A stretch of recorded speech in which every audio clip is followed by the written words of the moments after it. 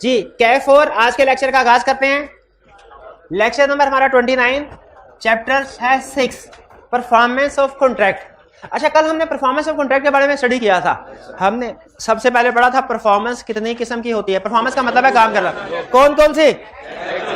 Actual performance, attempted performance, दोनों में फर्क है। एक्चुअल परफॉर्मेंस में गुड या सर्विस डिलीवर कर दी जाती है और अटेम्प्टेड परफॉर्मेंस या टेंडर में ऑफर की जाती है। ऑफर की जाती है, प्रॉमिस एक्सेप्ट नहीं करता उसको।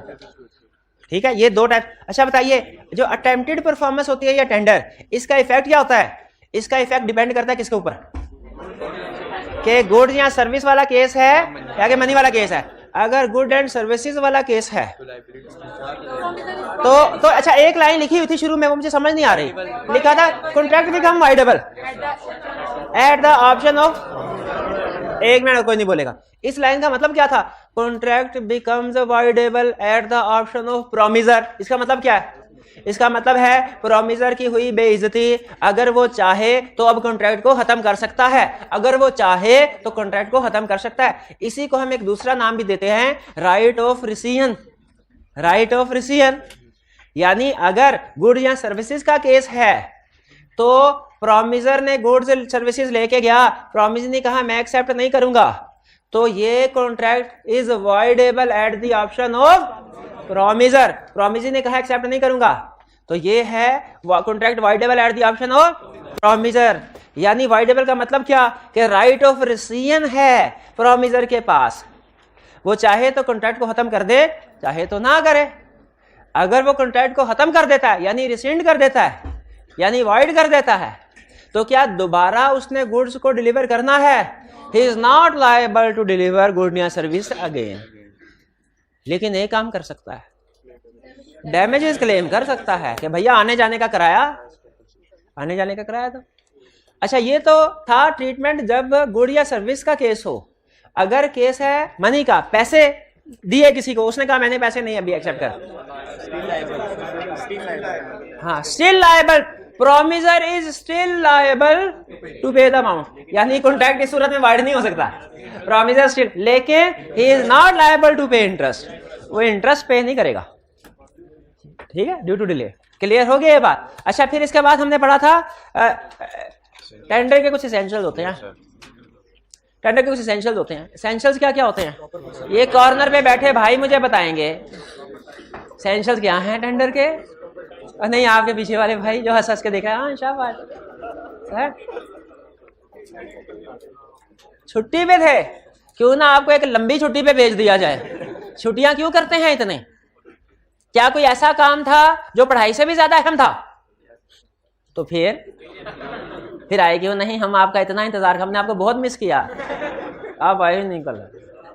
वादा करें अब हमेशा आएंगे, हर रोज आएंगे, छुट्टी वाले दिन भी आएंगे। अच्छा, जैसे जैसे शायद इसमें भी मान जाए, छुट्टी वाले दिन आ जाएगा ना, आ जाएगा, मेहरबानी। हम ज्यादा नहीं पढ़ाते हैं, थोड़ा थोड़ा पढ़ते हैं, थोड़ा थोड़ा। क्या मतलब थोड़ा थोड़ा क्यों पढ़ते हैं? सारा लेक्चर पढ़ते हैं, बाकी का टाइम गपशप में गुजारते हैं।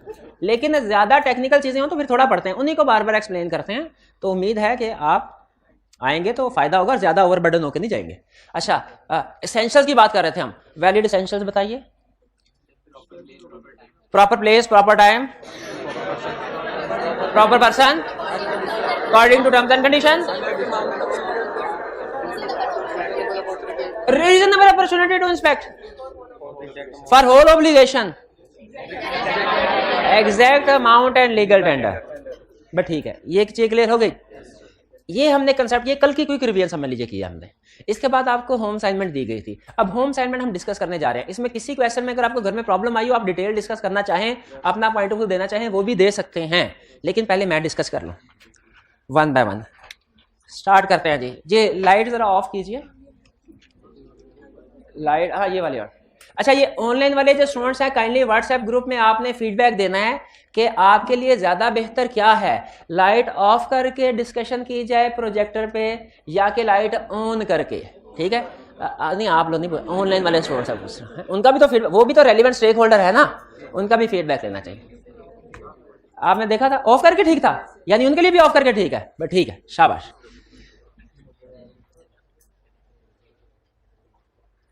ओह ठीक ठीक ठीक।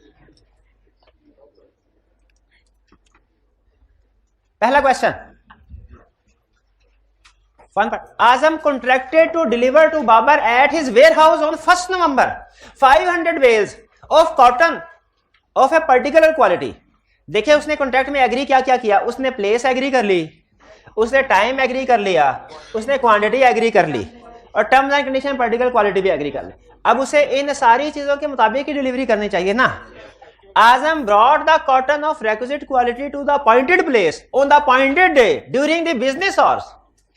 यानी उसने सारा उसके मुताबिक ही काम किया। And Babar took the delivery of goods, और बाबर ने डिलीवरी ले ली। Which type of performance? Actual performance. B, Azam contracted to deliver to Babar at his warehouse on 1st November 500 bales of cotton of a particular quality. Azam brought the cotton of requisite quality to the appointed place on the appointed day during the business hour, and Babar refused to take the delivery. ये हो गई attempted performance या tender या offer of performance कर ले, offer of performance कर ले। C, Naeem properly tendered goods. Tendered goods का मतलब क्या होता है? Presented goods to Asim in accordance with terms of contract, but Asim refuse to accept the goods. What remedy if any is available to Naeem? अच्छा, इसमें पहले तो ये फैसला कर लें प्रोमिजर का कसूर है कि प्रोमिजी का? प्रोमिजी का। यानी प्रोमिजर ने ऑफर किया गुड्स को, प्रोमिजर ने रिफ्यूज करने से इनकार कर दिया। अच्छा, रिक्वायरमेंट में ये नहीं कह रहा मुझे बताओ एक्चुअल है डिलीवरी या टेंडर है, कह रहा है what remedy available to Naeem. Promisor को नहीं गलत, सबसे पहला ये देख, आप पहले तो ये लिखे दिस इज अटेम्प्टेड परफॉर्मेंस, फिर लिखे contract is voidable at the option of Naeem. Contract is voidable at the option of नहीं। आगे ये भी इसी लाइन के आगे ये भी लिखे if Naeem rescinds the contract he is discharge from his liability, यानी he is not liable to deliver goods again. फिर अगला पॉइंट लिखे क्या, however he can claim damages. Naeem can claim damages. Naeem damages claim करेगा ना, आसिम तो नहीं करेगा। नहीं, आसिम के तो कसूर है, आसिम तो गिल्टी पार्टी है, नईम क्लेम करेगा। सी क्लियर हो गया? ये इसमें कोई डिस्कशन करनी हो, आपको पता चल गया, शाबाश। ये रेमेडी क्या अवेलेबल होगी पता चल गया। पहले दो पार्ट ए भी एग्जाम लेवल के नहीं थे, ये एग्जाम लेवल का है थोड़ा सा, ठीक है। एग्जाम में ये इस तरह का रेमेडी इज अवेलेबल, क्या राइट्स है पार्ट डी के, क्या इस तरह के क्वेश्चन पूछता है। Next, Naeem properly tendered rupees, tendered का मतलब क्या है?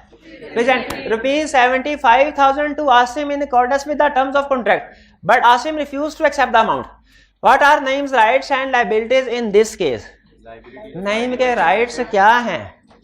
नईम का राइट ये है कि अब वो इंटरेस्ट पे ना करे, यूं कह सकते हैं, या ये भी कह सकते हैं कि नईम का राइट तो कोई नहीं है, हाँ Naeem is still liable to pay the amount, however he will not pay interest due to delayed payment. ये जो नॉट लायबल रिकॉर्डिंग चालू है ना, बट ठीक है, not liable to pay the, आवाज जा रही होगी हाइब्रिड में? नहीं जा रही होगी ना, तो फिर हाइब्रिड का अब जा रही होगी हाइब्रिड में आवाज, अब जा रही है, शाबाश। तो आप ये भी कह सकते हैं राइट ये है कि इंटरेस्ट पे नहीं करना, लाइबिलिटी ये है कि 75,000 पे करना है। या यूं भी कह सकते हैं कि राइट तो कोई नहीं है, हाँ ही इज लायबल टू पे 75,000 however not liable to pay interest. यानी दोनों बातें लिखनी है, लायबल टू पे 75,000 भी लिखना है और not liable to pay interest भी लिखना है। अब not liable to pay interest चाहे आप लायबिलिटी की आप एक्सेप्शन के तौर पे लिख लें या उसको राइट्स में ले जाए, वो आपकी मर्जी है। Equally correct, equally correct. ये बात समझ आ गई? सी भी और डी भी कोई डिस्कशन किसी ने करनी हो? नहीं करनी, चलिए ठीक है। हाइब्रिड में जरा एक दफा माइक दे के मुझे ओके करवा दीजिए। सी और डी में कोई प्रॉब्लम तो नहीं है? ओके है? किसी स्टूडेंट को, किसी एक स्टूडेंट को माइक दे दे, मुझे बता दिया अगर ओके तो आगे चलते हैं। चलिए ठीक है, आगे नहीं, आगे जो भाई बैठे हुए ना इन्होंने हाथ उठाया, इनका कोई प्रॉब्लम है? हाँ जी, माइक दे, शाबाश शाबाश शाबाश, जल्दी से। डी वाला रिपीट करते हैं, डी वाला रिपीट कर देते हैं, नो प्रॉब्लम। वो कह रहा है नईम ने आसिम को 75,000 दिए, आसिम ने कहा मैंने नहीं लेने। नईम का राइट है। ये केस कौन सा है? अटेम्प्टेड परफॉर्मेंस का। और कौन सा? टेंडर ऑफ मनी का केस है। टेंडर ऑफ मनी क्या पता? इस केस में अब नईम ने अमाउंट पे करनी है कि नहीं? अमाउंट पे करने के लिए लायबल है कि नहीं? अमाउंट पे करने के लिए लायबल है, लेकिन इंटरेस्ट पे करने के लिए लायबल। ये आपके सोल्यूशन में दो बातें होनी चाहिए। 75,000 पे करने के लिए लायबल है, डिलेड पेमेंट की वजह से इंटरेस्ट पे करने के लिए लायबल नहीं है। जी जी जी बिल्कुल, पेमेंट करने के लिए लायबल है, केस कोई भी हो। राइट्स में डैमेजेस नहीं नहीं नहीं नहीं नहीं नहीं नहीं नहीं डैमेजेस नहीं। E Asma a singer enters into a contract with Babar. अच्छा ये केस स्टडी ना कॉन्ट्रैक्ट एक्ट में फ्रीक्वेंटली डिफरेंट से उसने एक्सप्लेन की हुई है, इसीलिए इसको मैं थोड़ा तसल्ली के साथ डिस्कस करना चाहता हूं। Asma singer enters into a contract with Babar, the manager of a theatre, to sing at his theatre 2 nights in every week during the next 2 months, and Babar engages to pay her ₹100 for each night's performance. Singer ने agreement किया कि आपके hotel में आके singing हर Saturday Sunday करूंगी और इसके बदले में पेमेंट मिलेगी। सिंपल एग्रीमेंट तय हो गया। ये समझ आ गया आपको? इसमें कोई प्रॉब्लम तो नहीं है। आगे चलें। On the 6th night, Asma willfully absents herself from the theatre. इसको अंडरलाइन करें, willfully absents herself from the theatre। इसका मतलब है कि अब ये गुड का केस नहीं, सर्विस का केस है, लेकिन हम उसी कंसेप्ट को मैं गुड सर्विस इकट्ठा यूज कर लेता हूं कि इसका मतलब ये हुआ, ये वो कंसेप्ट है कौन सा, प्रोमिजर ने गुड या सर्विसेज डिलीवर नहीं की। अब बताइए, एक केस है, जेल में रखिएगा, एक केस है प्रोमिजर गुड या सर्विस डिलीवर करे, प्रोमिजी एक्सेप्ट ना करे। उस सूरत में एग्रीड पार्टी कौन है, प्रोमिजर, और कॉन्ट्रैक्ट वाइडेबल है एट द ऑप्शन ऑफ प्रोमिजर। यहां पे सिचुएशन क्या है कि प्रोमिजर ने गुड या सर्विस डिलीवर नहीं की। यहां पे एग्रीड पार्टी कौन है, फिर से बताइए, यहां पे एग्रीड पार्टी कौन है, प्रोमिजी यानी बाबर। इसका मतलब है this contract is voidable at the option of. इसका मतलब है प्रोमिजर चीजें डिलीवर करे, प्रोमिजी एक्सेप्ट ना करे तो प्रोमिजर एग्रीड पार्टी है, उसके लिए वाइडेबल है। और अगर प्रोमिजर गुड या सर्विस डिलीवर ना करे तो फिर प्रोमिजी एग्रीड पार्टी है, कॉन्ट्रैक्ट उसकी ऑप्शन पे वाइडेबल होगा। तो इस वक्त contract is voidable at the option of Babar. What are Babar's rights and liability in this case? Babar का राइट क्या है, contract is voidable at the option of Babar.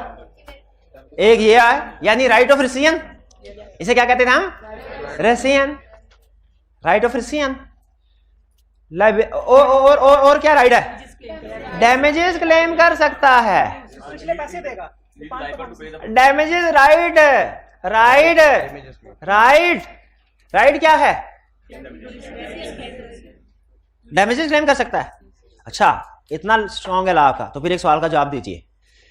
आपने कहा कॉन्ट्रैक्ट बाबर के लिए वाइडेबल भी है, बाबर डैमेजेस भी क्लेम कर सकता है। बताइए डैमेजेस कब क्लेम करेगा, जब कॉन्ट्रैक्ट को रिसिंड करेगा या जब कॉन्ट्रैक्ट को रिसिंड ना करे तब भी कर सकता है?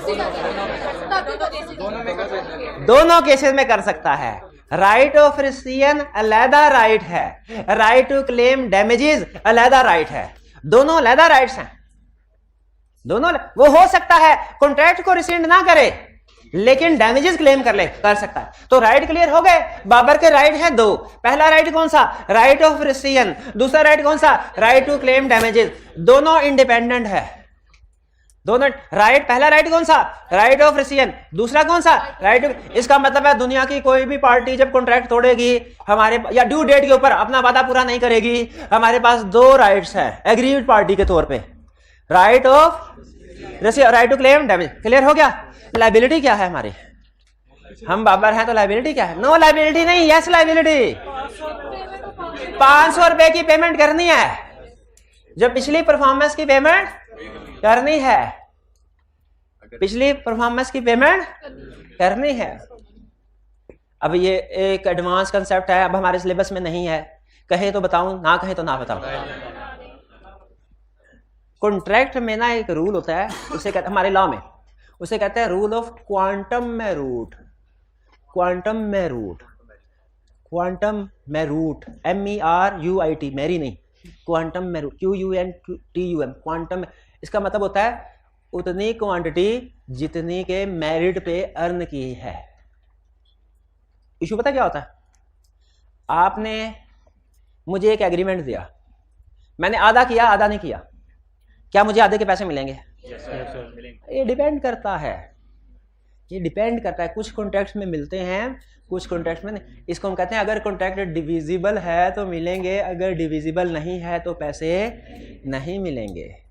ये कॉन्ट्रैक्ट पे डिपेंड करता है, ठीक है। जैसे लीगल इलीगल वाला भाई कह रहा है ऐसा, ठीक है। अगर आप मुझे ये कहें कि सर आप बहुत अच्छे पेंटर हैं, आज जरा पेंटिंग तो कर दे, मैं कहूँ अच्छा पेंटिंग कर देता हूँ, अभी मैं पेंटिंग कर देता हूँ, ठीक है। आधी पेंटिंग बनाई, हाथी बनाया, उसकी सूंड बनाई, उसके पैर बनाए नहीं। अब बताइए आप किसी को कह सकेंगे ये हाथी की तस्वीर, एक लगाएगा कहेगा ये हाथी है, गधे की तस्वीर भी नहीं लग रही, अब हाथी की कह रहे हो, तो वो आधी तस्वीर आपके किसी काम की है नहीं है। अगर आप मुझे कहें सर हमें पढ़ाई है, हम आपको फीस देंगे, मैं कहूं अच्छा 40% पढ़ाया, पूरे 6 महीनों में कितना पढ़ाया 40%, और फिर मैंने कहा मेरी तबीयत कुछ ठीक नहीं रही, मैंने 60% डेज में छुट्टियां की हैं, लेकिन 40% आपको पढ़ाया, बिल्कुल ठीक लाएं 40%। आप क्या कहेंगे सर भाग जाएं, कोई 40% नहीं, क्यों? आप कहेंगे 40 मार्क्स लेके हमारे किस काम के? हमारे लिए 40 मार्क्स का मतलब है 0 मार्क्स। हम 40% कॉन्ट्रैक्ट परफॉर्म हुआ, लेकिन ये 40% कॉन्ट्रैक्ट आपके किसी काम का है नहीं है। तो इसमें क्या मुझे 40% परफॉर्म करने के आपके पैसे देंगे? नहीं देंगे। 40% के भी कोई भाई समझ आए? तो क्वांटम में रूट कुछ केसेस पे लगता है, कुछ केसेस पे नहीं लगता। अब आपकी जजमेंट क्या क्या, आपने ये असम्पशन लेनी है कि नॉर्मली लगता है, क्योंकि ज्यादातर केसेस में लगता है, कुछ केसेस में ये रूल नहीं लगता। आपके ख्याल में ये जो एग्रीमेंट हुआ है ये डिविजिबल है कि इनडिविजिबल? डिविजिबल। तो इसमें जो पास पर आधा काम किया आधा नहीं किया, आधे काम के पैसे मिलेंगे कि नहीं मिलेंगे? मिलेंगे। यानी इसका मतलब हमें 500 रुपया नकद अदा करना है सिंगर को। ऐसे भी तो हो सकता है कि जिस रात उसने परफॉर्मेंस की उसी रात उसने उसे पेमेंट कर दिया, लेकिन हम तो 6 नाइट। हाँ, अगर ऐसे है कि जी जैसे जैसे वो परफॉर्मेंस कर रही है हर रात को पेमेंट लेके जा रही है, तो उस सूरत में नहीं होगा। लेकिन वो चूंकि उसने क्वेश्चन में लिखा नहीं हुआ, इसका मतलब है शायद उनकी पेमेंट अभी ना हुई हो, एहतियातन लिख दे, एहतियातन लिख दे कि वो लायबल है 500 रुपया पे करने के लिए, ठीक है। अगर लिखा होता कि उसने 500 रुपया दे दिया है, तो हम फिर लाइबिलिटी कैद में लिखते नो लाइबिलिटी, फिर हम लिखते नो लाइबिलिटी। भाई ई क्लियर है? F. Asma, a singer, enters into a contract with Babar, the manager of a theatre, to sing at his theatre 2 nights every week during the next 2 months, and Babar engages to pay her at the rate of ₹100 per each night. यहां तक सारा agreement वही है जो ऊपर वाला है, ठीक है जी? जी मेरे ई के अंदर कहा कि बाबर डैमेजेस क्लेम कर सकता है, बिल्कुल। क्या जो उसने 500 रुपया देना है उसके अगेंस्ट में डैमेजेस डिडक्ट कर सकता है? लीगली इसका जवाब है नहीं, क्योंकि डैमेजेस कितने होंगे ये कोर्ट डिसाइड करेगी, खुद नहीं डिसाइड। देखिए अगर डैमेजेस पार्टी ने डिसाइड किया ना, तो असमा ने कहना है कि जी मेरे ये जो डैमेजेस जो है ये 10 रुपए के हैं, और बाबर के ऊपर गए तो ये कहेगा मेरे तो डैमेजेस 10,000 के हैं। पार्टीज बायस्ड होती है ना, तो इसीलिए डैमेजेस, हाँ, लेकिन वो ये कहेगा, बाबर कहेगा भाई मैंने तो पैसे भी नहीं देने, कोर्ट फैसला करे डैमेजेस कितने हैं, उसके बाद फिर कोर्ट के ऑर्डर के मुताबिक जितने डैमेजेस होंगे वो काट के पैसे मिल जाएंगे। लेकिन खुद से डैमेजेस कैलकुलेट करके, खुद से डिडक्शन करके बैलेंस अमाउंट नहीं पे करेगा बाबर, ठीक। आगे चलते हैं। अच्छा यहां तक on 6th night Asma wilfully absent herself, ये भी वही केस आ गया। यहां तक तो हमने डिस्कस कर लिया ना क्या इंप्लीकेशन होगी। अब आगे विद द असेंट रजामंद of Babar, Asma sings on the 7th night.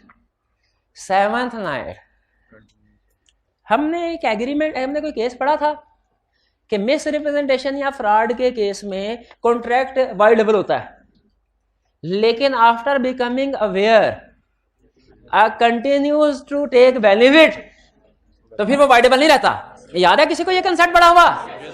क्या कंसेप्ट था कि मिस रिप्रेजेंटेशन या फ्रॉड के केस में कॉन्ट्रैक्ट वाइडेबल होता है ना, फ्री कंसेंट जो नहीं है। लेकिन कुछ केसेस हैं जिनमें कॉन्ट्रैक्ट वाइडेबल नहीं, उनमें एक केस ये भी था। कौन सा केस था? After becoming aware continues to take benefit. इस तरह की मिलती जुलती लाइन थी ना कोई, यहां पे मुझे बताया वही कंसेप्ट अप्लाई नहीं हो रहा। कॉन्ट्रैक्ट वाइडेबल था at the option of Babar, लेकिन after becoming aware continues to take benefit, उसने कहा चलो आइंदा खबरदार रहना। अब बताइए कॉन्ट्रैक्ट वाइडेबल रहा कि नहीं रहा? पक्की बात है नहीं रहा, कॉन्ट्रैक्ट तो वाइडेबल नहीं रहा, लेकिन डैमेजेस क्लेम कर सकता है बाबर, डैमेजेस क्लेम कर सकता। कॉन्ट्रैक्ट वाइडेबल नहीं रहा, लेकिन डैमेजेस क्लेम कर सकता है। क्या टाइम लिमिट होगी कितने अरसे में डैमेजेस क्लेम कर सकता है? नहीं, लॉ ने इसकी कोई टाइम लिमिटेशन नहीं बताई। तो बाबर के राइट्स क्या हैं इस केस में? राइट है टू क्लेम डैमेजेस, और लाइबिलिटीज क्या है कि contract is not voidable now, he is liable to perform the contract. अगर कॉन्ट्रैक्ट को रिसेंड करना चाहे तो रिसेंड नहीं कर सकता, ठीक है। और जो भी पास्ट उसके पेमेंट है वो उसने देनी है, वो पहले भी लाइबिलिटी थी, वो भी लाइबिलिटी है। कुछ समझ आए? ये केस समझ आ गया? राइट्स लाइबिलिटीज पार्टी की समझ आ गई? अच्छा, जब एग्जाम में सर राइट्स लाइबिलिटी, अच्छा बाबर की पूछी, ओहो हो, अच्छा ठीक है, अस्मा की नहीं पूछी। अगर उसकी राइट्स एंड लाइबिलिटीज पूछता फिर हम क्या बताते हैं? उसका राइट क्या है? उसका पेमेंट रिसीव करे, पेमेंट रिसीव करे और कॉन्ट्रैक्ट चलता रहे। लाइबिलिटीज क्या होती है उसकी? डैमेजेस पे करे, शाबाश, यानी उसी के जो राइट है उस दूसरे की लाइबिलिटी बन जाती। Next question 2, in accordance with the contract entered into by Masoom and Mubarak, Masoom has offered to deliver 300 Rolex watches to Mubarak on 1st March 2015. Under the provisions of contract at is advise Masoom about the condition which must be satisfied for constituting a valid offer of performance. एक minute पहले बताइए, reproduction का question है, case study, लेकिन इसमें parties का नाम use हो रहा है, क्वेश्चन भी बड़ा है, शक्लो सूरत तो इसकी केस स्टडी जैसी लग रही है, लेकिन रिक्वायरमेंट में वो हमें रिप्रोड्यूस करने को कह रहा है एसेंशियल्स जो हमने पढ़े हुए हैं। याद है ना एसेंशियल्स क्या है? क्या है essentials? Proper person, proper time, proper place, unconditional according to terms and condition, for whole obligation, opportunity of inspection, exact amount. शाबाश, ये इसमें कोई प्रॉब्लम तो नहीं? आगे चलते हैं। Question 3, Mehboob a promiser and Solat a promisee entered into a valid contract. However, when Mehboob made an offer of performance, Solat refused to accept the same. कौन सा केस बन गया? Attempted performance का tender. Briefly state the rights and responsibilities of Mehboob against such refusal. Rights and liabilities, rights and responsibilities क्या है महबूब के? Mehboob is not liable to deliver the goods.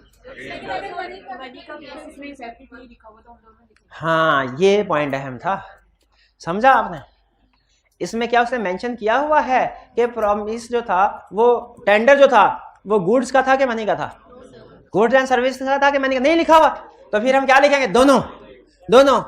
और ये भैया मुझे बताएंगे, tender of good and service का case हो, आपसे पीछे वाले क्या वाले में, tender of good and service का केस हो तो महबूब के क्या राइट्स एंड रिस्पॉन्सिबिलिटीज है?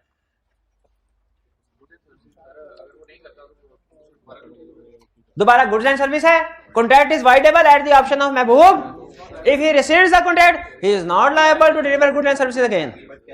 ठीक है, राइट क्या हुआ? Can claim damages, right of damages आ गया। और अगर ये केस है टेंडर ऑफ मनी का, महबूब is still liable to pay the amount. Responsibility में क्या? महबूब इज स्टिल लायबल, और राइट में क्या लिख देंगे? He is not liable to pay interest because of delayed performance, delayed payment. अच्छा, लेकिन इस क्वेश्चन के अंदर आगे भी पूछ रहा है क्या? Also state essentials of valid offer of performance under provisions of contract act.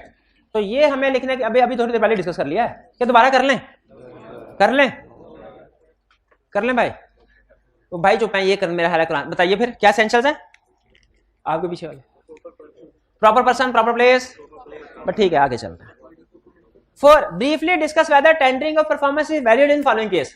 बताना है कि टेंडरिंग वैलिड है कि नहीं। पहला case, Anam who is debtor of ABC limited offers to pay the amount due if ABC limited allots are 500 shares at par value. Not, क्यों? Why? Condition लगा दी हमने, कहा तो कंडीशन लाना चाहिए था, वैलिड नहीं है। Agreed. B, Adeel ordered a cake from Shangrila bakers for his daughter's birthday on 17 August. Shangrila bakers brought the cake on 15 August for delivery. Not valid. क्यों नॉट वैलिड? प्रॉपर टाइम पे नहीं है। C, Azam is tenant of Babar, he offers him rent and a marriage party. Not proper place. Marriage party proper place थोड़ी है। D, Akram was liable to deliver goods to Babar or his agent Azam, but Akram delivered goods to Habib. Not proper, किसी और को deliver कर दिए हम, हमारे थोड़ी दिए goods. E, Kamran delivered the goods to Waqas at 2 PM। 2 PM कौन से होते हैं? नहीं, ये दोपहर के, ये आधी रात के 2 नहीं होते? आधी रात के क्या होते हैं? अच्छा फिर बताइए अगर टाइम के इतने एक्सपर्ट है, 12:00 आगे AM लिखा है, ये दोपहर के कि आधी रात के? कितने स्टूडेंट्स का ख्याल है ये दोपहर के हैं? 12:00 लिखा, उसके आगे लिखा AM। कितने स्टूडेंट का दोपहर के हैं? कितने हैं? आज रात को 12 बजे ना आपने 11:59 होना मोबाइल पे नजर जमानी आपने, 11:59 PM लिखा हो तो मोबाइल पे जैसे ही 12:00 आपने देखना AM होता है कि नहीं होता? AM होता। हाँ भाई ये जेल में रखे, केस स्टडी में पूछ लेगा कि गुड्स डिलीवर की उससे उस दिन, लेकिन 12:00 AM पे आप कहेंगे तो ठीक है दोपहर के 12 बजे प्रॉपर टाइम है। सोल्यूशन में ऐसा लिखा होगा आधी रात को कौन सी डिलीवरी होती है? भाई ये प्रॉपर टाइम नहीं है। प्रॉपर टाइम से मुराद डे भी होता है, प्रॉपर टाइम से मुराद आर भी होता है, डे भी और आर भी। ठीक है, नॉर्मली प्रॉपर टाइम क्या समझा जाता है? Business hours.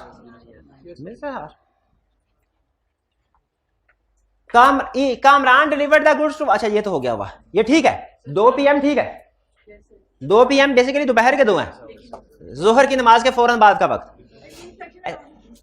But did not allow him any time after for inspection of goods.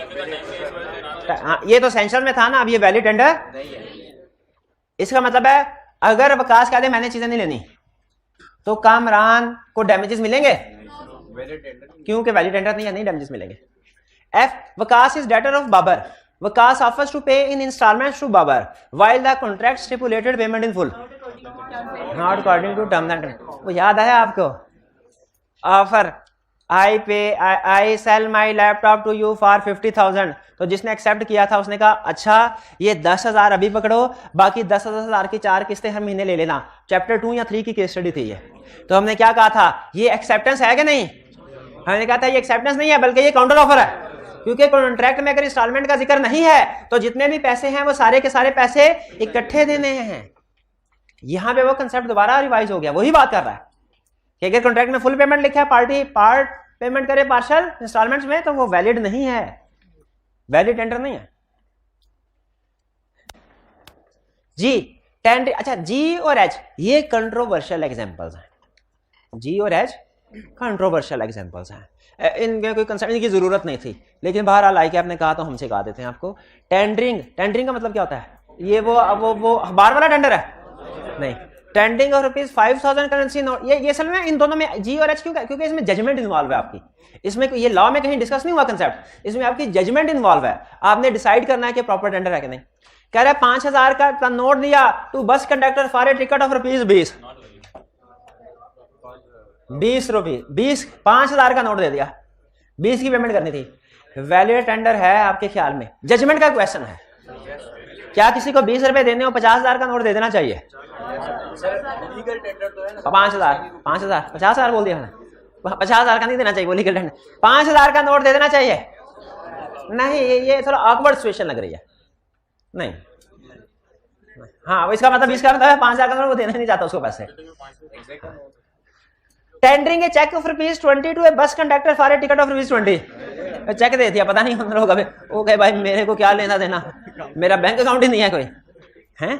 जैसे बाजू का आई कैब करता है ना कि स्कॉलरशिप होती है तो वो स्टूडेंट के नाम का चेक बना के, बाजू का ऐसा होता है स्टूडेंट का बैंक अकाउंट ही नहीं होता, सम टाइम ऐसा भी होता है स्टूडेंट की एज 18 साल से कम, उसका बैंक अकाउंट खुल ही नहीं सकता, तो प्रॉब्लम हो जाती है ना उस वक्त। तो इसलिए छोटी मोटी पेमेंट्स हैं ये चेक के जरिए से नहीं होनी चाहिए, ये तो कैश के जरिए से होनी चाहिए। किस एसेंशियल, देखिए जी और एच मैंने आपसे कहा जजमेंटल है, लीगल रूलिंग नहीं। ये मेरा हाल है, आप उसको जो लास्ट वाला पॉइंट था ना लीगल टेंडर में कर सकते हैं, लेकिन बहरहाल मैंने पहले बता दिया ये जी और एच जजमेंटल है, ये होना नहीं चाहिए था। जजमेंटल क्वेश्चन लॉ में या तो लॉ के मुताबिक चीजें होती हैं या लॉ के मुताबिक नहीं होती, जजमेंट साइड पे नहीं जाना चाहिए, उससे जाता भी नहीं है, पता नहीं एग्जांपल क्यों उसने लिख दी। लीजिए जी में 500 होता तो क्या होता, 100 होता तो क्या होता, 50 होता तो क्या होता, 20 होता, आप जजमेंट है आपकी जजमेंट, ठीक है। मेरा हाल 100 तक ठीक था, 100 से ज्यादा मुनासिब नहीं है।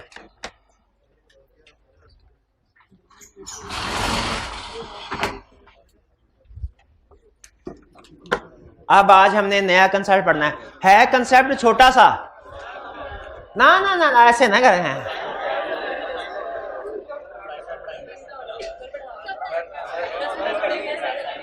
अच्छा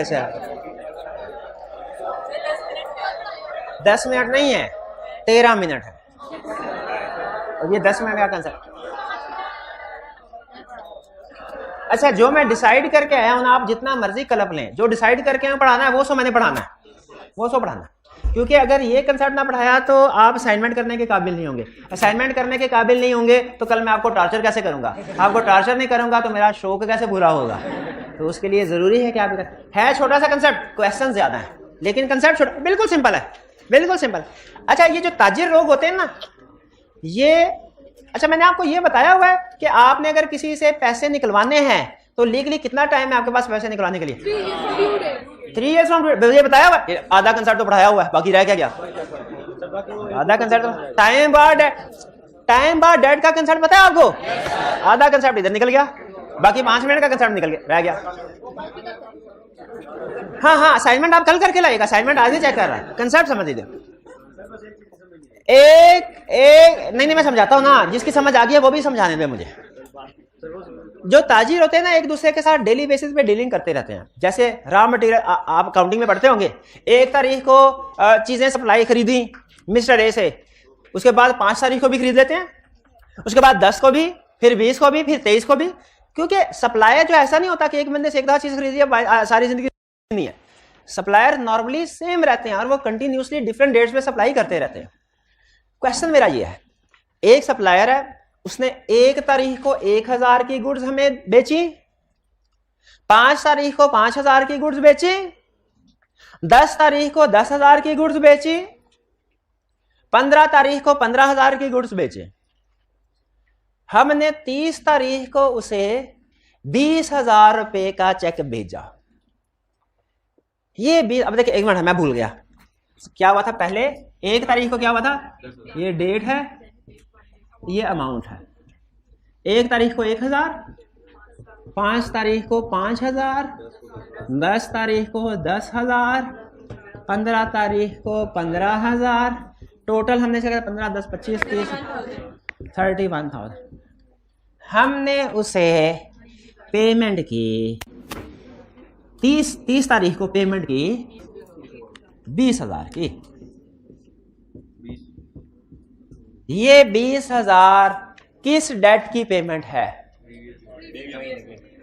1,000 की, 5,000 की, 10,000 की, 15,000 की। बल्कि इसको ना काउंटिंग की लैंग्वेज में कन्वर्ट करते हैं।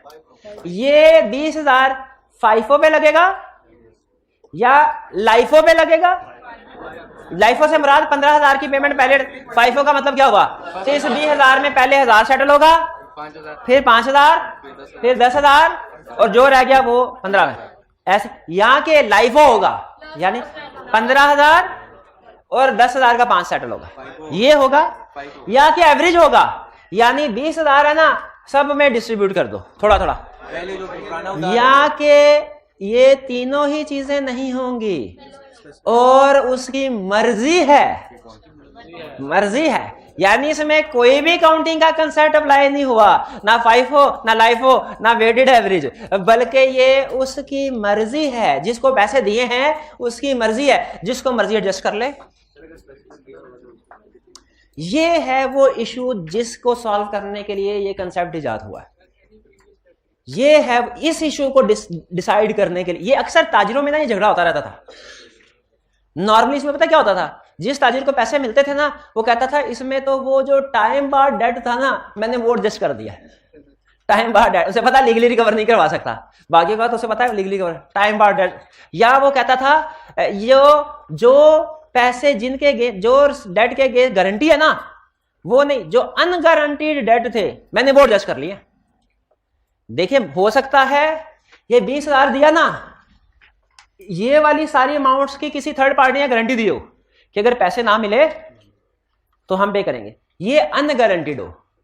अब जिस बंदे ने पैसे लेने हैं ना, वो क्या चाहेगा कि गारंटीड डेट पहले सेटल हो कि अनगारंटीड। जिसने पैसे लेने हैं वो अनगारंटीड, और जिसने पैसे देने हैं वो क्या चाहेगा? गारंटीड। तो झगड़ा आ गया कि नहीं आ गया? जिसने पैसे लेने हैं वो क्या चाहेगा? टाइम बार डेट पहले सेटल हो के करंट, और जिसने पैसे देने हैं झगड़ा हो गया कि नहीं हो गया? इसी झगड़े को सॉल्व करने के लिए ये कंसेप्ट इजाद हुआ कि जब पेमेंट की जाए तो कौन सा डेट सेटल किया जाएगा उस पेमेंट से। लॉ कहता है बहुत आसान 3 असूल हैं। पहला, अगर डेटर स्पेसिफाई कर दे, डेटर कौन होता है? D for debtor, D for पैसे देने वाला, पैसे दे। अगर पैसे देने वाला या इफ डेटर, अगर पैसे देने वाला बता दे कि भाई इस 20,000 से ये वाला डेट और ये वाला डेट सेटल करो। अगर डेटर जिसने 20,000 रुपया भेजा है वो बता दे कि इस 20,000 में एक ये सेटल कर लो और एक ये सेटल कर लो, तो फिर इस 20,000 की पेमेंट कैसे समझी जाएगी? सेटल हुई कैसे? स्पेसिफाइड जो उसने किया, यही कंसेप्ट। तो कंसेप्ट हमारा है एप्रोप्रिएशन ऑफ पेमेंट। पेमेंट का मतलब क्या है? एक पार्टी जब दूसरी पार्टी को पैसे भेजे, इसे कहते हैं पेमेंट। एक पार्टी ने दूसरी पार्टी को पेमेंट की, इसे कैसे अप्लाई किया जाएगा, इसे कैसे एप्रोप्रिएट किया जाएगा, यानी इसे किन किन डेट्स की पेमेंट समझा जाएगा, यह है एप्रोप्रिएशन। एप्रोप्रिएशन का मतलब क्या है? Application of payment to different dates. Appropriation का मतलब क्या है? एप्लीकेशन ऑफ पेमेंट टू, के इस पेमेंट को किस किस डेट पे अप्लाई किया जाएगा, यह है एप्रोप्रिएशन। तो किस किस डेट पे अप्लाई किया जाएगा? पहला रूल, 3 रूल है। पहला रूल क्या है? अगर डेटर कौन होता है? पैसे देने वाला, पैसे भिजवाने वाला। अगर पैसे भिजवाने वाला बता दे तो जो बताएगा उस लिहाज से सेटलमेंट होगी। अगर पैसे भिजवाने वाला ये कहे कि भैया इसमें एक 1 तारीख वाला डेट सेटल करो, फिर 10वीं वाला सेटल करो और बाकी जो 9,000 हो वो 15 तारीख वाला सेटल करो, तो कैसे एप्रोप्रिएशन कैसे होगी? जैसे उसने कहा वैसे होगी। 1,000 इसका सेटल हो जाएगा, 10,000 ये भी निकल गया, ये भी निकल गया, ये भी निकल गया, और इसमें से 9,000 निकल गया, बाकी 6,000 रह गया। ठीक है, इक्वल सेटलमेंट, पूरी अमाउंट की सेटलमेंट लाजमी नहीं है, पार्शियल भी हो सकती है। ये बात समझ आए? दूसरा case, if debtor does not specify, इसका मतलब क्या? पैसे दे दिए, बताया नहीं, तकसीम के साथ, तो फिर क्या होगा? फिर क्रेडिटर की मर्जी, एज क्रेडिटर विशेस। फिर क्रेडिटर की मर्जी। क्रेडिटर कौन है? जो पैसे वसूल कर रहा है। ये ज़हन में रखिएगा, डेटर कौन है? पैसे देने वाला। क्रेडिटर कौन है? पैसे वसूल करना है। फिर उसकी मर्जी, वो जिस मर्जी डेट को सेटल करना चाहे कर सकता है। क्या वो टाइम बार डेट को सेटल कर सकता है? यस, टाइम बार डेट को भी सेटल कर सकता है। क्या वो डिस्प्यूटेड डेट को सेटल कर सकता है? यस, डिस्प्यूटेड डेट को सेटल नहीं कर सकता। क्रॉस लिखा हुआ है, ऐसे ना करें। इसका मतलब है टाइम बार डेट में डिस्प्यूटेड डेट झगड़े वाला है ना, उसका तो जो कोर्ट फैसला करेगा उसी लिहाज से पेमेंट होगी। टाइम बार डेट झगड़े वाला नहीं है, पुराना हो गया, झगड़े वाला नहीं है। टाइम बार डेट में और डिस्प्यूटेड डेट में फर्क है। तो इसका मतलब है चेक आया, डेटर ने चेक दिया, उसकी एप्लीकेशन कैसे होगी? अच्छा, लफ्ज एप्लीकेशन और एप्रोप्रिएशन समझ आ रहा है ना? इसका मतलब क्या है? समझ आ रहा है? एप्रोप्रिएशन ऑफ पेमेंट कैसे होगी? ऑप्शन 1, इफ डेटर स्पेसिफाई, तो जैसे जैसे स्पेसिफाई किया वैसे वैसे होगी। Option 2, if debtor does not specify, तो एज क्रेडिटर विशेस, जैसे जैसे वो विश करेगा वैसे वैसे सेटिस्फाई होगी। अगर क्रेडिटर टाइम बार डेट सेटल करना चाहे कर सकता है। अगर क्रेडिटर टाइम बार डेट सेटल करना चाहे कर सकता है। अगर क्रेडिटर डिस्प्यूटेड डेट सेटल करना चाहे कर सकता है? नहीं कर सकता। ठीक हो गया? तीसरा case, if neither party makes appropriation, चुप करके डेटर ने सेंड किए। अच्छा, जब इसने एप्लीकेशन करता है ना, जो भी, ये डेटर को बता देता है कि भैया मेहरबानी आपने 20,000 रुपया भेजा, उसको मैंने इस डेट में सेटल कर लिया। लेकिन अगर ना तो डेटर स्पेसिफाई करे किसकी सेटलमेंट करनी है, ना क्रेडिटर बताए किसकी सेटलमेंट की, फिर क्या रूल लगेगा? फिर रूल लगेगा according to order of time, जिसको आप क्या किस नाम से जानते हैं? FIFO के नाम से। लेकिन इसमें ज़हन में रखिए, अगर प्रिंसिपल और मार्कअप दोनों ड्यू हैं तो पहले मार्कअप होगा सेटल, पहले इंटरेस्ट सेटल होगा, फिर उसके बाद जो पैसे बचेंगे उनसे प्रिंसिपल सेटल होगा। लेकिन याद रखिए, इसमें भी प्रिंसिपल वगैरह को सेटल करते हुए या इंटरेस्ट को सेटल करते हुए टाइम बार डेट है तो सही किया जा सकता है, और अगर टाइम बाउंड है तो हाँ शाबाश, अब अलर्ट है, शाबाश, किया जा सकता है। और अगर डिस्प्यूटेड है तो नहीं किया जा सकता। यानी अगर डिस्प्यूटेड डेट है तो फिर नहीं किया जा सकता, और अगर डिस्प्यूटेड है तो फिर भी नहीं किया। टाइम बाउंड है तो ये एरो का मतलब क्या है, ये समझ आ रहा है कि ये जो जजमेंट होगी ना, इसका वही रूल लगेगा जो इसका। यानी टाइम बार डेट है, इसमें भी सेम रूल, टाइम बार डेट है तो वो सेटल हो जाएगा, और अगर डिस्प्यूटेड डेट है तो सेटल नहीं होगा। कुछ समझ आए इसके? क्विक रिवीजन जल्दी से करते हैं हम।